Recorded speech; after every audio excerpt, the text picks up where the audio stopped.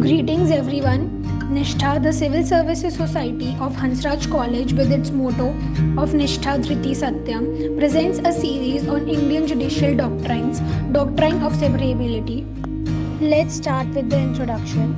As per Clause 1 of Article 13 of the Constitution, if any of the laws enforced in India are inconsistent with the provisions of the fundamental right, they shall, to the extent of that inconsistency, be void. The whole law would not be invalid, but the provisions which are not consistent with the fundamental rights would be void. It is also known as the doctrine of severability, and it protects the fundamental rights of the citizens. Further, let's talk about its origin. The doctrine finds its roots in England in the case of Nordenfeldt Maxim, Nordenfeldt Guns and Ammunition Company Limited. Here, the court struck down the violative portion of a contract but held that the rest of the contract could go ahead after severing the violative portion. In India, the doctrine of severability was first considered in the case of RNDC versus Union of India.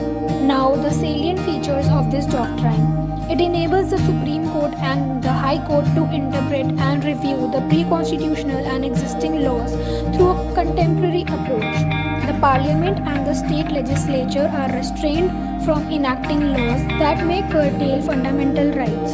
If a law is partially unconstitutional, it would be deemed ineffective until an amendment is made. Now, what is the importance of this doctrine? It is the touchstone against which the validity of law is tested. It is a check on the unfettered powers of the legislature, which, if left on its own, has the capability of invading the basic rights guaranteed to the individuals. It opens up the way for the applicability of judicial review. Now let's talk about some important judgments. A.K. Gopalan versus the State of Madras. The Supreme Court held that only the unconstitutional provision of the challenged act will be void. State of Bombay versus F.N. Balsara. The unconstitutional portions of the Bombay Prohibition Act were declared void by the Supreme Court.